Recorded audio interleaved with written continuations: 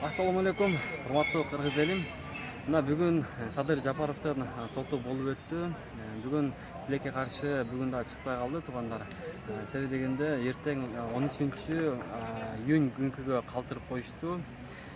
Себеби дегенде бул жерде азыр убакыт жетпей калды. Кичине бул жерде эки прокурордун сөзү калыптыр. Ошону өткөндөн кийин анан чечим чыгат экен. 13-үндө Кудай кааласа 13 айт болуп калат экен. Ошол айтка туштап койгондугу дагы бизге мындай башкача болуп атат чындыгында. Себеби дегенде мына кош майрам сыяктуу калабы чыгса ошол жакшы бир күнгө койду. Кудай кааласа ошол айт күндө чыгарып берет деген жакшы бир ойдобуз. Ошол туугандар кечээ ошо биз ишенип аткан болчук.